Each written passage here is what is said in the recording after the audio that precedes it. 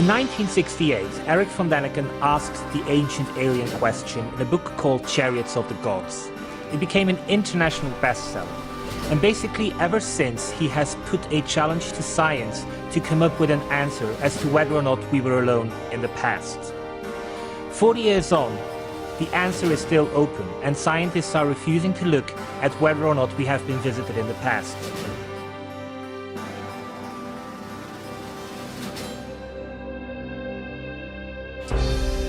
The question is, were we alone?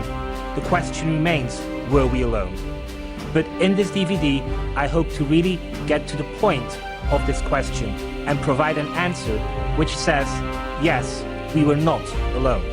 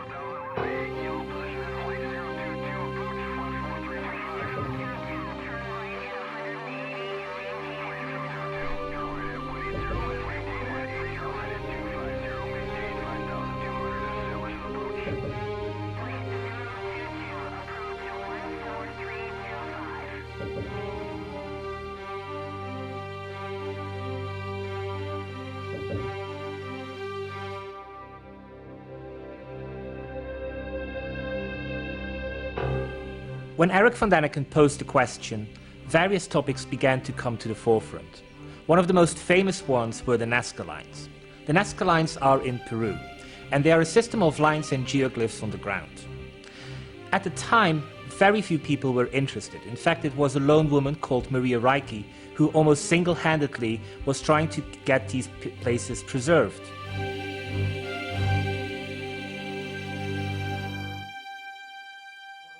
When Eric therefore focused his attention on the Nazca lines and asked whether these were signs of ancient aliens who might have come to planet Earth, basically pandemonium descended on her domain.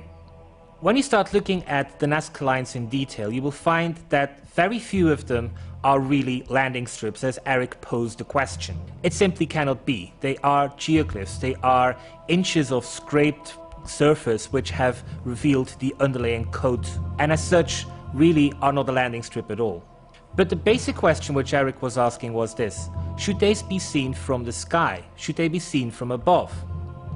Well, scientists, after Eric posed the question, began to study the Nazca lines, and what they found was that really they were part of a larger civilization, even one which had pyramids. But there was no room, of course, for an airport or an ancient space dock. But what some scientists are looking at right now is indeed this question: should they not be seen from above? Because really only from above can they be seen from the perspective that they are designed to be.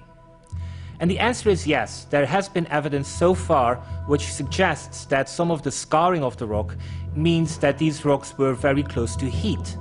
And the heat has been there because of hot air balloons. In short, it's believed, and it is proposed by scientists, that the Nazca lines were indeed supposed to be seen from the sky. Not by ancient extraterrestrial beings, but by us ourselves, by our civilization, which had far more advanced knowledge, which had hot air balloons, and which, with these hot air balloons, they could see the geoglyphs from the sky.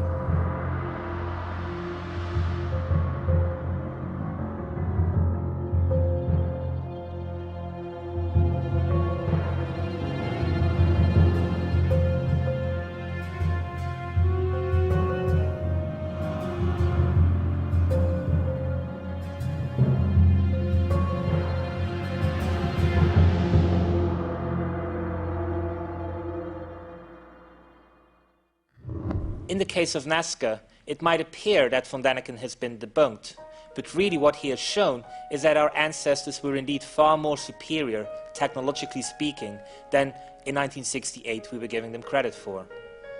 The other artifact which von Däniken focused on was the Palenque coffin. This is a coffin of Lord Pakal, and it's situated in a pyramid.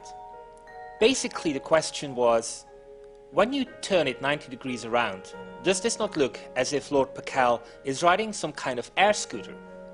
Of course, the question is very tantalizing, but when we start looking at the Palenque tomb, we really see that we cannot just turn it 90 degrees as we want it to be.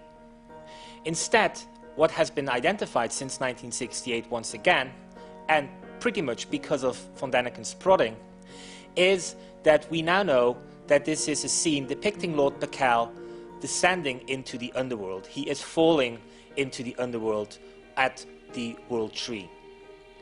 So once again, von Däniken posed a question. The answer seems to be no, but in trying to answer the question, science has really found an answer to what Lord Pakal really was being symbolized at his tombstone. Out of the 237 questions which von Däniken posed, some have been proven to be a no. But it doesn't necessarily mean that in finding the answer, which is a negative, that he didn't contribute to science. Early on, people like Joseph Blumrich began to look at von Däniken's material. And Blumrich was a NASA engineer, and basically he went in search of details which he felt he could easily debunk. And so when von Däniken is talking about a description of Ezekiel and wonders whether what Ezekiel is seeing in the Bible is actually a spaceship, Blumrich felt he was right at home and was going to basically destroy von Däniken's reputation. Well, what happened next is a story which Blumrich loves telling. Basically what happened was this. Blumrich went in search of further details as to what Ezekiel had found.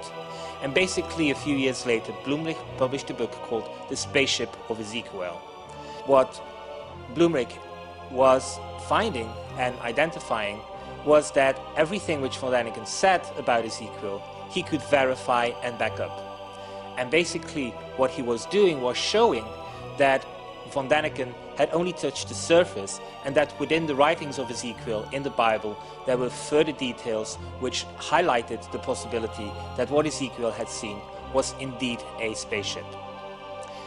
All of this to suggest that really the question which von Däniken posed in 1968 has received an awful lot of controversy, but we also need to move into broader aspects and introduce new material, because so much has changed since then, and really that needs to rise to the surface right now.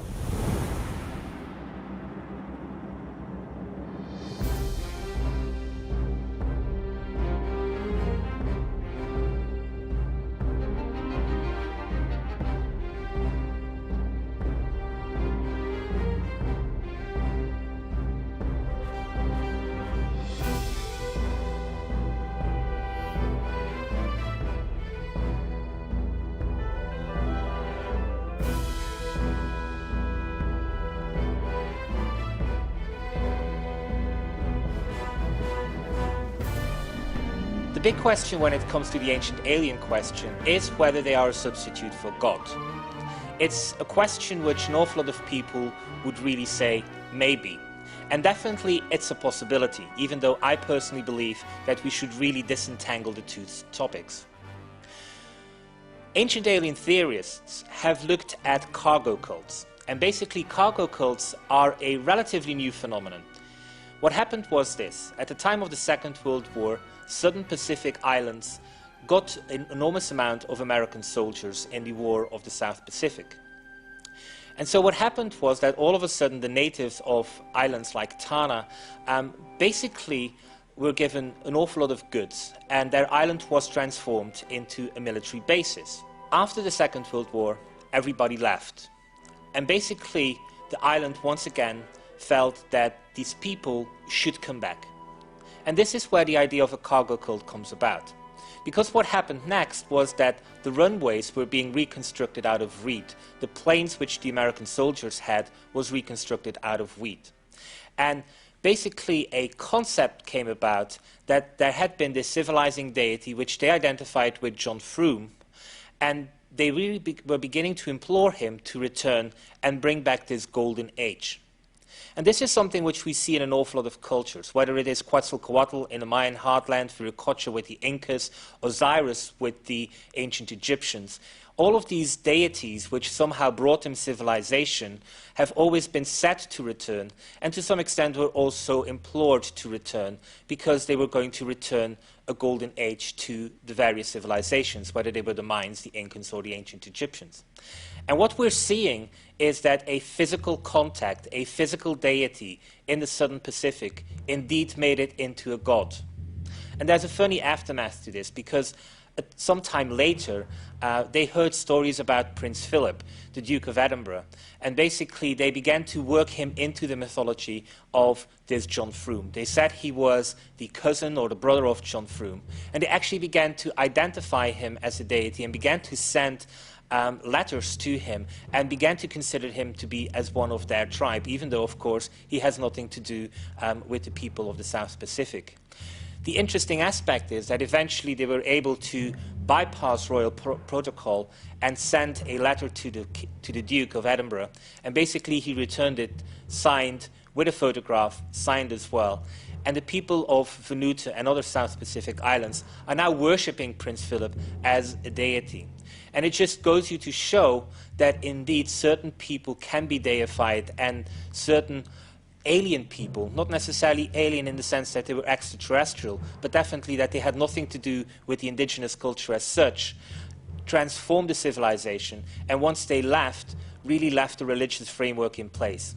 That to some extent is what the ancient alien theory is proposing as well, that there were contact with intelligences which are either human, non-human, physical or non-physical, but definitely outside of the scope of a civilization, and that there are traces in the myths, the legends, and the stories of these civilizations which show that contact had been established with somebody alien to the indigenous tribe.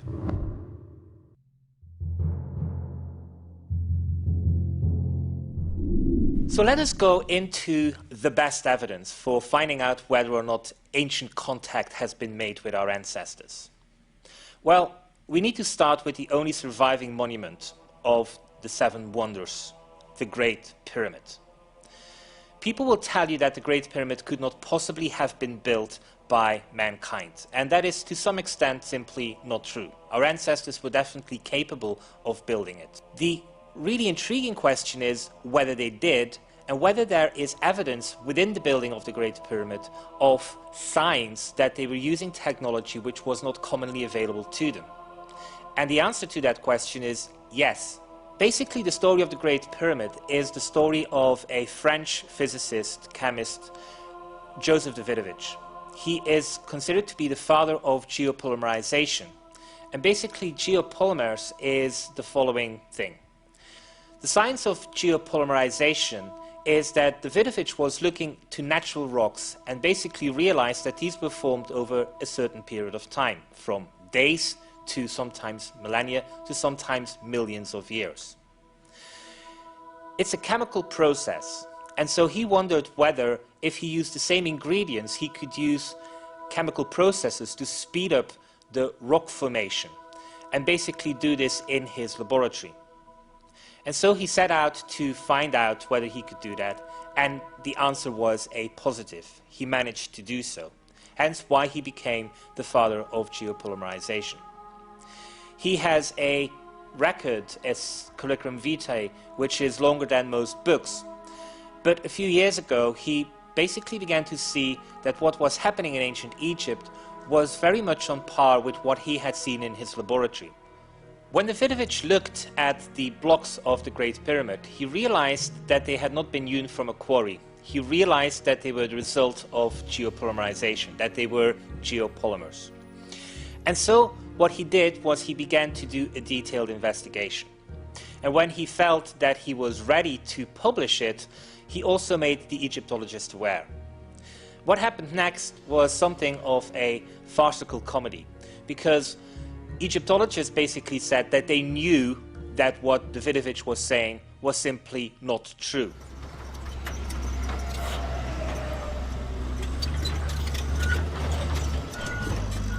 The Great Pyramid was not made from cement, because geopolymers in Egyptological circles are quite often mistaken for cement, and it's clearly not the case. Cement is cement, geopolymers are natural rocks, but just through a speeded up process.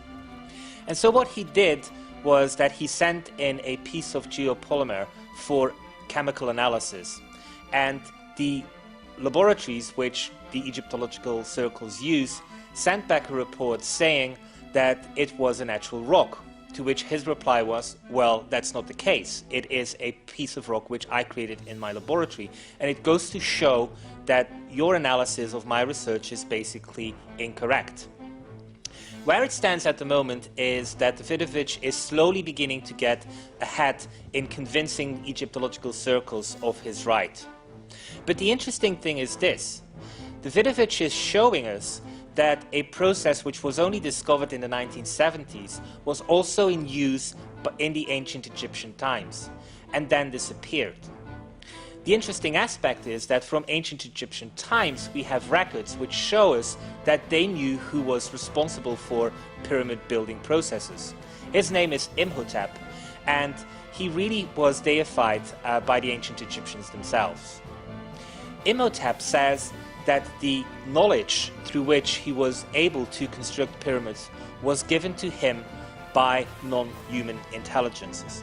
And so we have clear evidence to suggest that the ancient Egyptians were indeed right in saying that they were not alone, that they were guided on this process of civilization. And the Great Pyramid is just one example as to how they were guided in this process along the lines of deities, non-human intelligences helping them out. Another favorite place of mine is Baalbek in the Bekaa Valley in the Lebanon. It's not hot on the tourist list right now, basically because it is in such a volatile region. Baalbek is composed of a temple of Jupiter, which was built in Roman times, and it is actually the largest Roman temple outside of Rome. When you are asking historians as to how the ancient Romans built this temple, they will tell you that that moment in time they really were stretched in their technical capabilities in constructing this temple. But it's not the temple, but the platform on which the temple sits that is the enigma. Here we find stone blocks which are thousands of tons in weight. In fact, the tallest one, the largest one, weighs just under 2,000 tons. At the end of the 20th century, construction engineers were able to work with such weights. There were machines which could lift this amount of weight, but there were no machines 10 years ago which could transport this weight. Yet we know for a fact that the engineers of Baalbek thousands of years ago were able to transport this. Now, how are historians dealing with this anomaly? They're basically leaving it unaddressed, as if there is no problem there. But clearly, when we have only just gotten the technology to move these stones into place, and we know for a fact that the ancient engineers of Baalbek were able to transport this, then there is a question to be answered there. Carnac in Brittany is another famous example. Here we have thousands of standing stones aligned in neat rows. We are unable to really give any insights as to what they were there for. Carnac is part of the megalithic civilization, and this is how far as science has gone. They have identified that the people who built these stones were people who built these stones, because a megalith really is a tall stone. Well, in the case of Carnac, there are explorations as to what these might all be about. First of all, they have been identified as being aligned to things like the summer solstice, the winter solstice, the equinoxes, to certain important standstills of the moon. So we know for a fact that there was some kind of technical capability in constructing these. It is thanks to the work of Howard Crowhurst, who really has gone into an extraordinary detail into Carnac, that we begin to identify certain components. First of all, he's been able to identify that an awful lot of mathematical skill went into these things. That these stones were not just simply placed haphazardly, but that they were really placed according to a mathematical sequence. Furthermore, that the distances and the alignments of the various megalithic rows in Carnac also were not just done by coincidence, but that they were done in a very specific pattern. So what we're getting here is thousands of stones which were aligned in very specific rows, but for which science has not found an answer.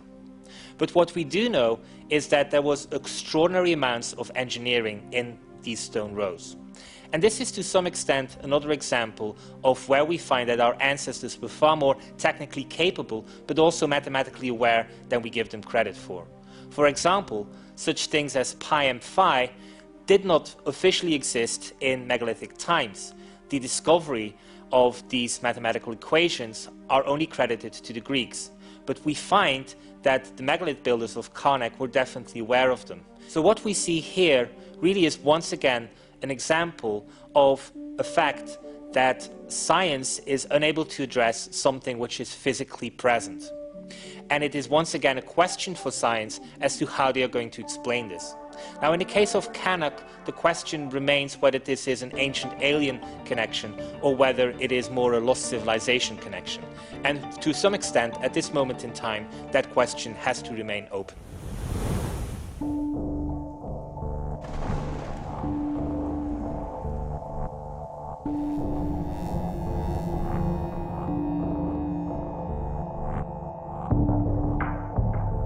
One of the gimmicks of the ancient alien theory has to be crystal skulls. The crystal skulls are awe-inspiring, and nobody really knows how they were made. Well, we can reproduce them today, but not necessarily all skulls. Some of them stand out, and two stand out more than others. One of them is Max. Max is a crystal skull which is composed out of 6 different types of crystal. And it is said that whoever began to work with this crystal, if we were to do it today, basically Max would shatter into thousands of pieces. But somehow in the past somebody has been able to form Max, and the end result is still there. Max, unfortunately, is not as famous as the Mitchell-Hedges skull. The Mitchell-Hedges skull is one of the very few ancient skulls which has a detachable jaw.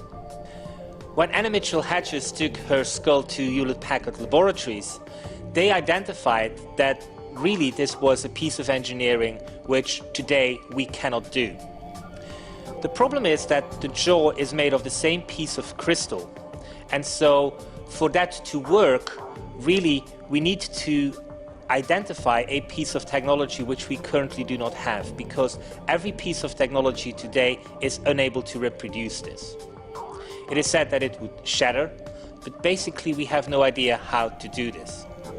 HP said that if it was done through human work, it would really have taken 75 years, probably 3 people, each 20 years to do this, day in, day out, to get this end result.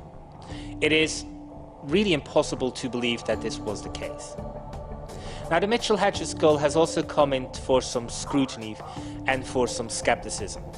Jane Walsh of the Smithsonian is absolutely convinced that the Mitchell-Hedges skull was made at the end of the 19th century in Germany.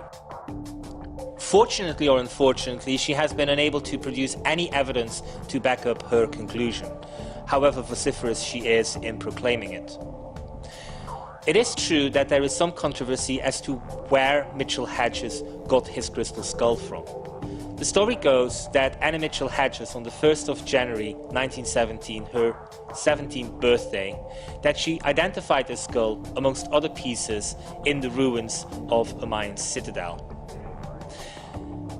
There is no archaeological evidence to back that up. It is even said that she probably wasn't there. But this doesn't necessarily mean that the skull is indeed of origins from Germany or elsewhere, that this is a modern fake. In fact, the answer can be found in White Tiger, which is a book which Mitchell Hedges wrote as a novel. But many aspects of the novel really show that what he's doing here is putting out non-fiction under the guise of fiction. And basically the story of White Tiger is this. An English expat is living in Mexico and comes across a tribe. The tribe takes him in, and after a period of time begins him to show secrets. Part of these secrets involve a huge treasure. And in White Tiger, which is the nickname of this English expat, after a while, White Tiger goes with the high priest into the vault which is said to contain the treasure of the Aztecs. And after a series of pushing against walls revealing doors, he finally sees in front of him the treasure of the Aztecs. And in it, he says, are crystal heads. Now, Mitchell Hedges writes this book in 1931. And it's only in 1947-ish that he begins to take the crystal skull out for public displays. And really, when you reconstruct Mitchell Hedges' life, you begin to realize that indeed there is a period of his time, 1912, 1914, that he was living the life of White Tiger, that he was making contact with these indigenous tribes, and that it is likely that it is at that moment in time that he was given the crystal skull for preservation. After a few decades, he really felt confident enough to take it out on the road and show it to people. It appears that because it was such a mysterious circumstance, such a privileged circumstance in which he was given these crystal skulls, that Anna Mitchell Hedges then invented the story as to how she discovered it. Because if the story of White Tiger is true, then it is not just one crystal skull which Mitchell Hedges has. There were really several crystal skulls still hiding, probably to this day, together with other treasures of the Mayan population somewhere within the Mayan heartland. And so a white lie was invented basically to protect the people from that region against treasure seekers.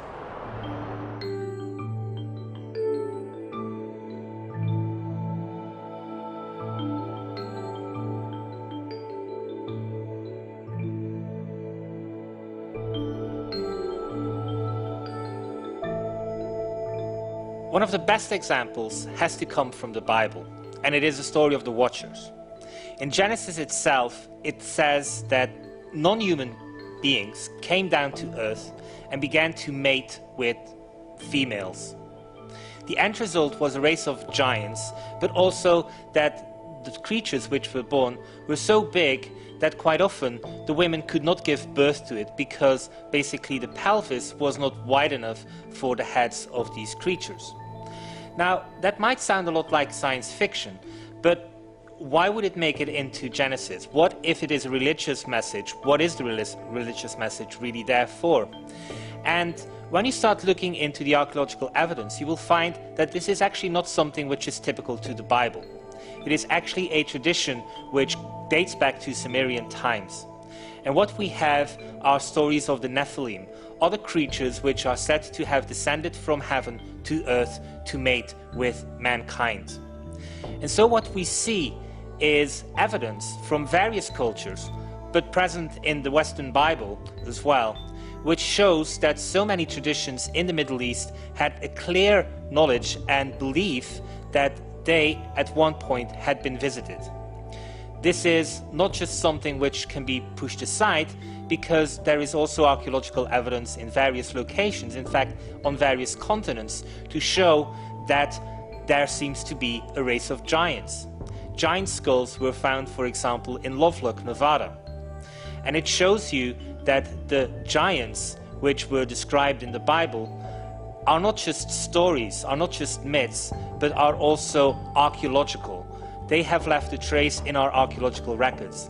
And it is really up to us to begin to analyze whether or not all of these interrelate, whether these giants on the New World were linked with the giants on the Old World, and whether indeed they are of non-human origins, or whether they are a sort of lost species of planet Earth.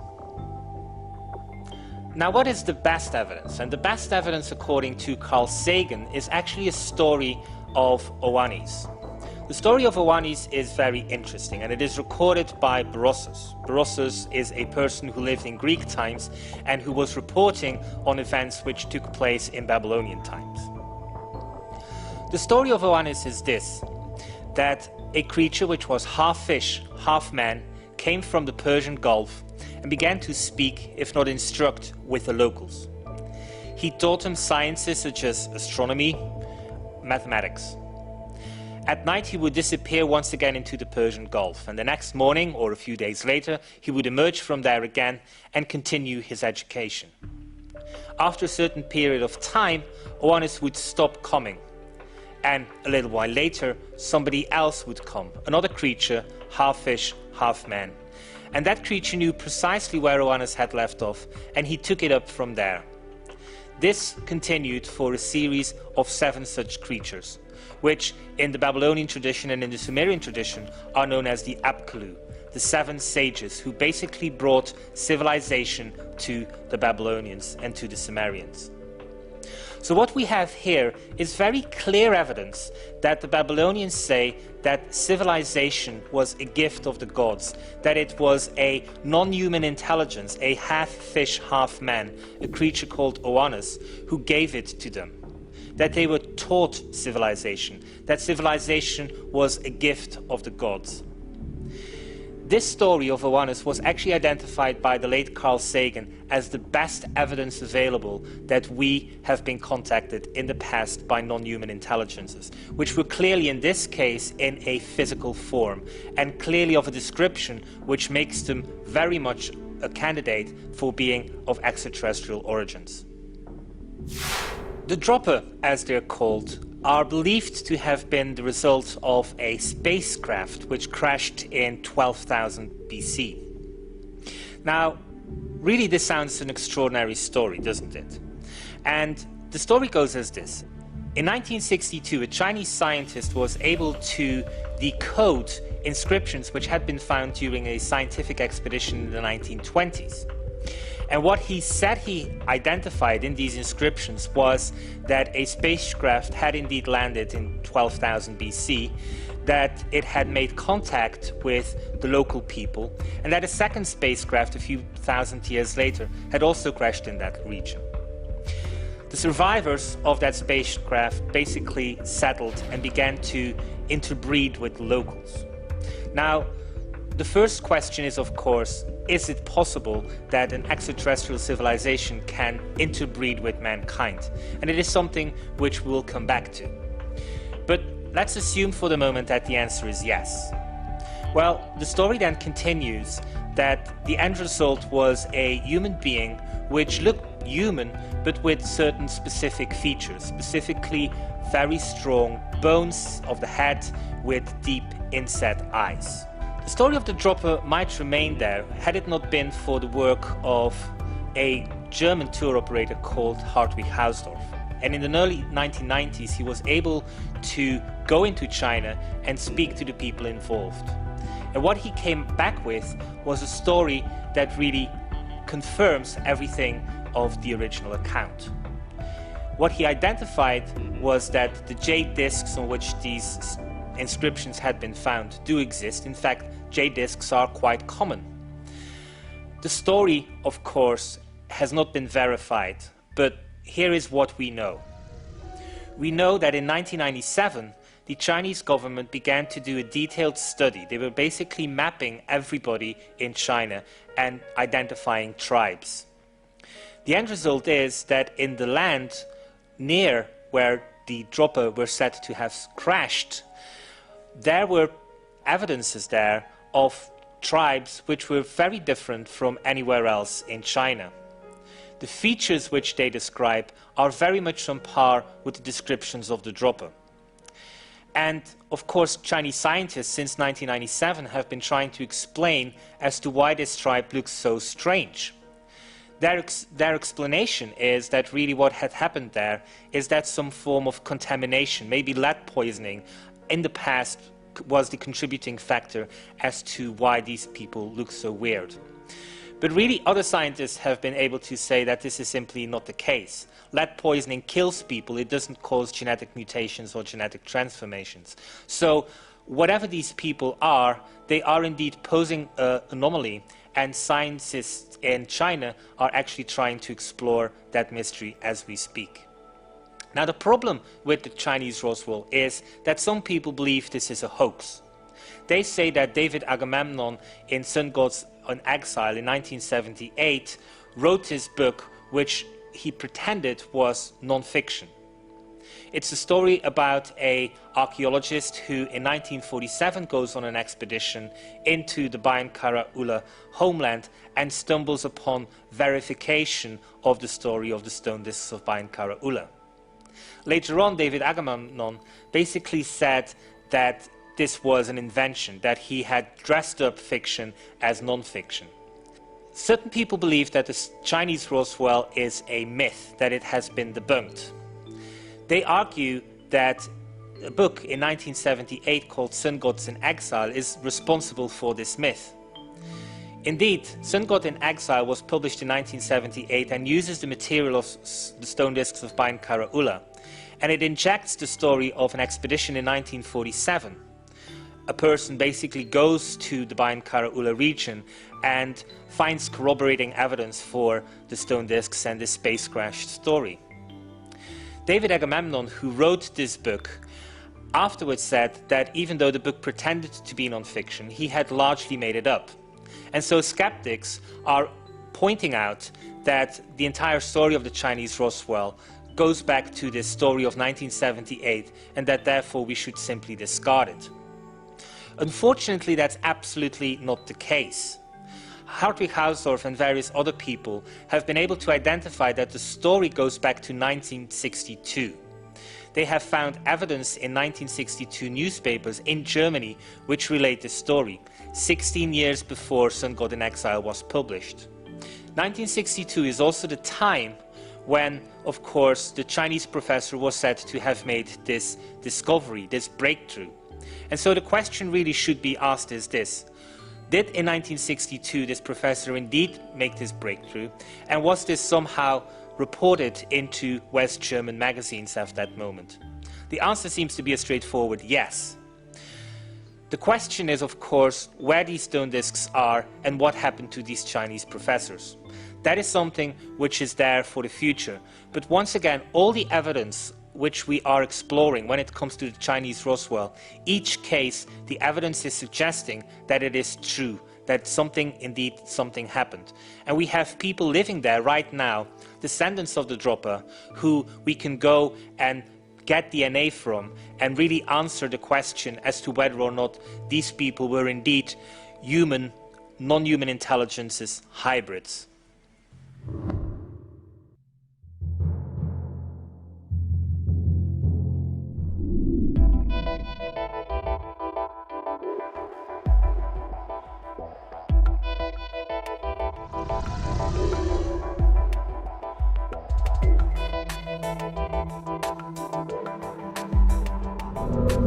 So we have various pockets of information from the archaeological, mythological, historical framework. And really the question then is, can we extrapolate from this? Are there big theories which we can substantiate? Do we know where ET came from? Do we know what they did in the past? Certain people like David Icke, Zecharia Sitchin, others have said, yes, we can.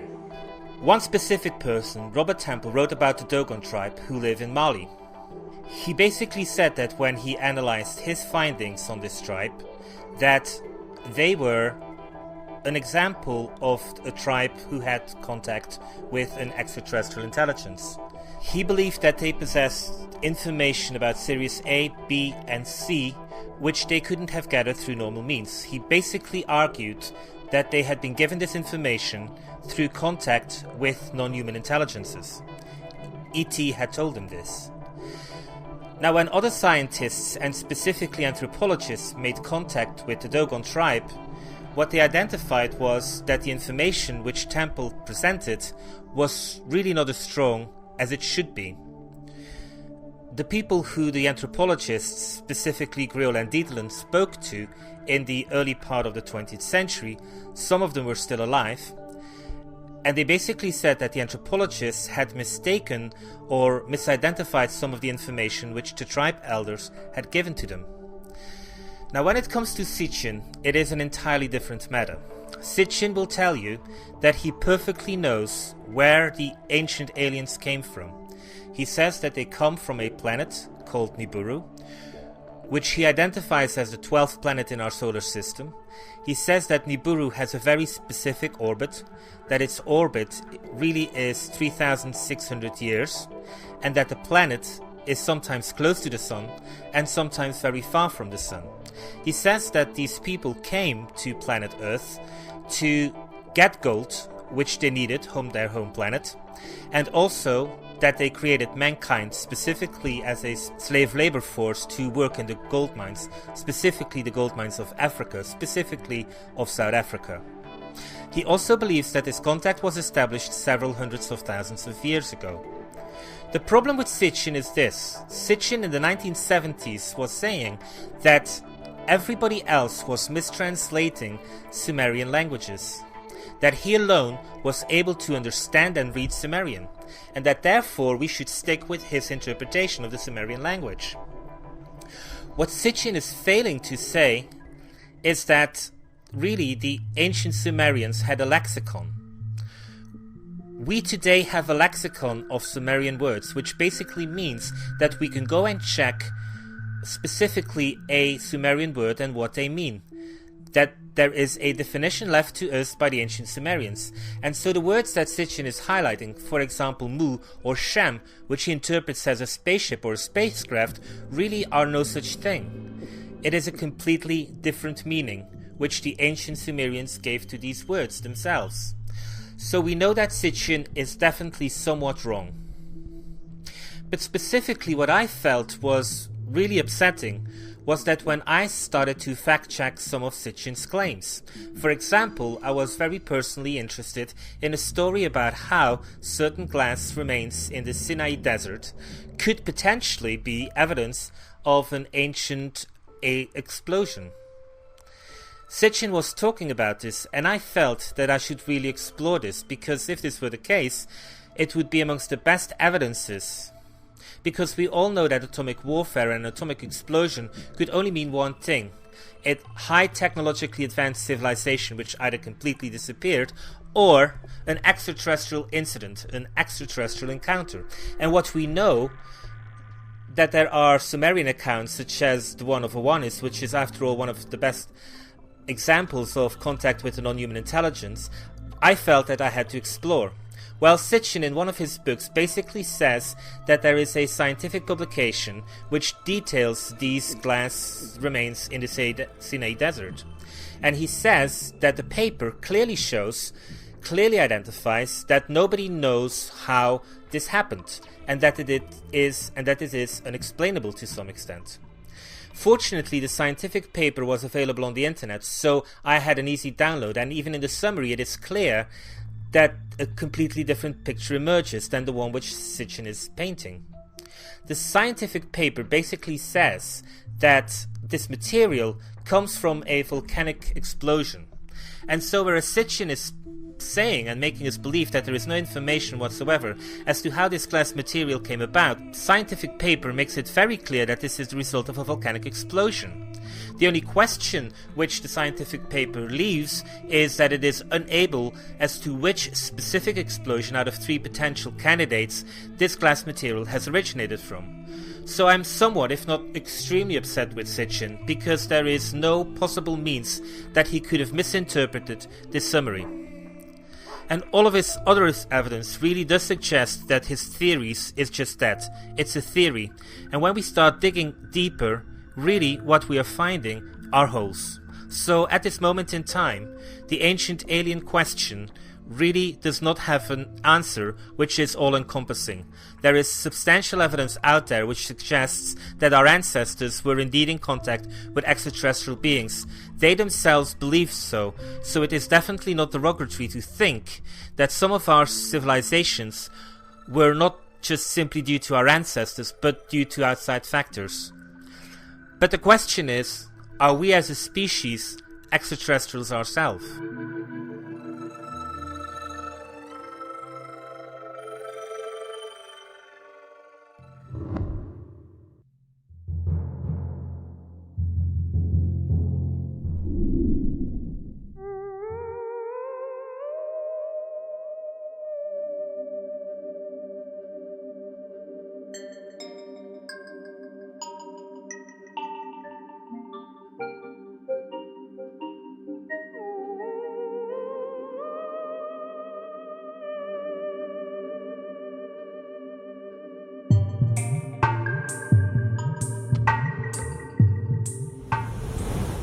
really, a very interesting example of alien life came about during the research phase of the ancient alien question.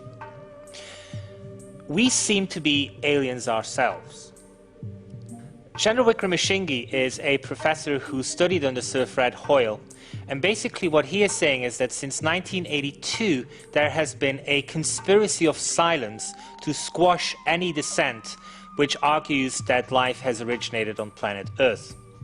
He's saying that since 1982 there is actually a substantial amount of evidence that life has originated elsewhere in the universe, and in fact that there is evidence to suggest that life could not possibly have originated on planet Earth.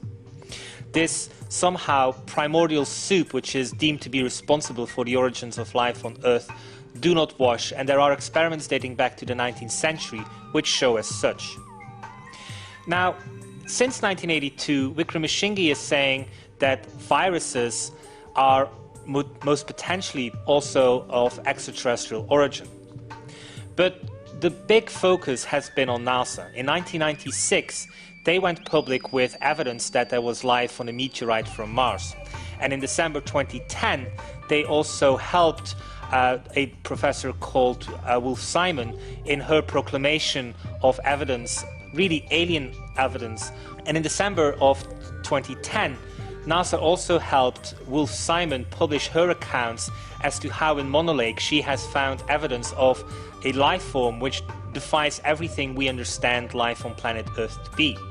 She's not saying it is alien life, but it is really alien in the sense that it is so weird. Now, NASA is very close to finding evidence of extraterrestrial life. They feel confident that within the next 15 to 20 years they will do so. NASA was trying to pick up signs of intelligence life on radio astronomy with SETI, the Search for Extraterrestrial Life. Today, they have changed tack. They believe that astrobiology is actually the best means of identifying life on planets outside the solar system. For this, they have launched things like the Kepler telescope. And when it was launched in 2010, a year later, by February 2011, they have already identified 54 planets on which they suspect that further exploration of those systems will identify life. So 15 to 20 years is really very close. But NASA has gone further. In their laboratories, they have actually recreated interstellar space.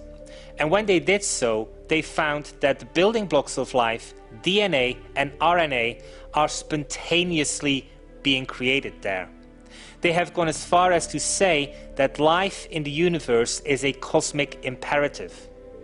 The conclusions which NASA is revealing suggest that life in the universe is everywhere, and that this life is very much like ours. It is DNA based. And so whenever we are confronted with stories from myths and legends that somehow our ancestors were able to interbreed with non-human intelligences, ancient aliens, we should really be looking towards the very latest research coming from within NASA to suggest that this is indeed absolutely possible. NASA is currently paving the way to identify that our ancient myths are absolutely true. So we're being confronted with, on the one side, NASA, who's helping us answer the ancient alien question. They are confident that within the next 15 years or so, they are going to find evidence of alien life somewhere outside of this planet. They're showing us that DNA is a cosmic imperative. And when we look at the archaeological record, there are clear signs that ancient aliens are not a figment of our imagination, or maybe our ancestors' imagination, but that they are genuine possibilities. On the other hand, we have science who's basically refusing to address the issue. Now, when it comes to the possibility of ancient alien contact with our ancestors, Duncan Lunan, a Scottish astronomer, made a statistical analysis. And he is showing us that in the period of time from roughly 5000 BC to now, there should be 3 or 4 potential contacts with our ancestors of ancient aliens. 3 or 4. So out of 240 questions which Eric von Däniken posed, out of the various potentials, whether they are crystal skulls, whether they are the evidence of Baalbek, and specifically the story of Oannes, only 3 or 4 need to be true.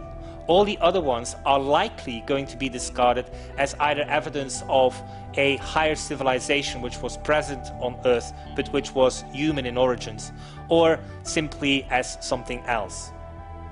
3 or 4 is really something which we're aiming for. Nothing more, nothing less. Now, a glimmer of hope on the horizon has come from Paul Davies. He is arguing that the ancient alien theory, the ancient alien question, should be reframed as a science called astroforensics. It is his conviction that astroforensics should go out and study DNA, should study the geological record, should study stars, should study everything within the archaeological world, and look for evidence of contact with a non-human alien intelligence. He is of the opinion that contact with this alien intelligence did not occur within the possibility of the last 5,000 years. He is of the conviction that ancient aliens might have been on planet Earth, but that this happened somehow hundreds of thousands of years, millions of years, maybe even billions of years. But it is clear when we look at the archaeological record and the mythological record that all our ancestors were screaming it at an extremely loud voice, and that voice was this: we were not alone. We were not alone on the road of civilization. We walked the path of civilization, and we were guided on this path by a non-human intelligence. Whether you want to call this a physical alien being or whether you would want to call it something else, it doesn't really matter. The examples are there.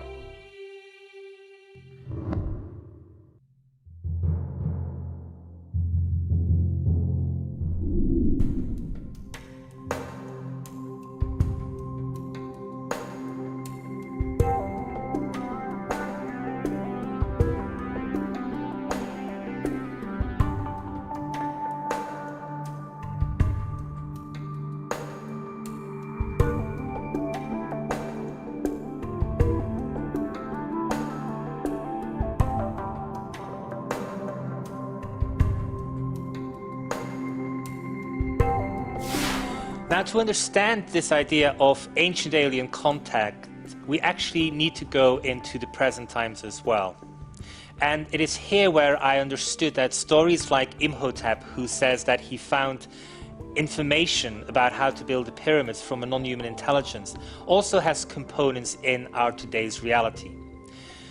Probably the most famous example of this is Terence McKenna. Terence McKenna was an anthropologist who went into the Amazon rainforest. He partook of a potion called ayahuasca, which he said opened his mind, projected his mind into another dimension, and in that other dimension he made contact with non-human intelligences. He said that they gave him a piece of information which was the fabric of time, how time was constructed, and how the fabric of time really was a fractal wave. They gave him a mathematical formula, and he brought this mathematical formula with him from this other dimension into our present reality. And for approximately 30 years, he subjected this to analysis, gave it to people for various experimentations with them. They were made into computer programs. It was believed that novelty, new things, was somehow related to this concept of time. And he also believed that time at some point was going to run out. Now, Terence McKenna's example of time wave zero, or the time wave, or whatever you want to call it, this fractal wave, this mathematical equation, is really very good evidence of a non-human intelligence giving mankind information. And so we see that this is not just happening in the past, but also in the present. And so I think we have to distinguish as well when we are defining ancient aliens. When von Däniken posed the question in the 1960s, very much the question on everybody's mind was whether a physical ET came here and gave us information. And the story of Oannes is clearly an example of where this is likely the case. Duncan Lunan says that there are 3 to 4 of such potential contacts in the history of our civilization, but not more.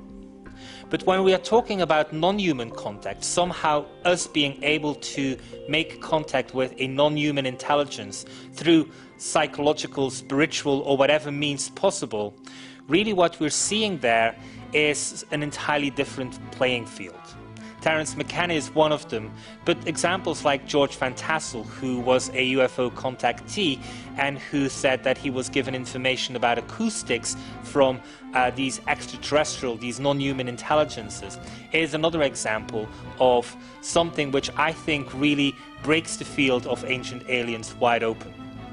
If somehow we were able to identify whether or not there is a science of the soul, whether spirit really exists and whether spirit is able to communicate with spirit through telepathy, when those questions get answered, the ancient alien question will be transformed in a completely different bailiwick.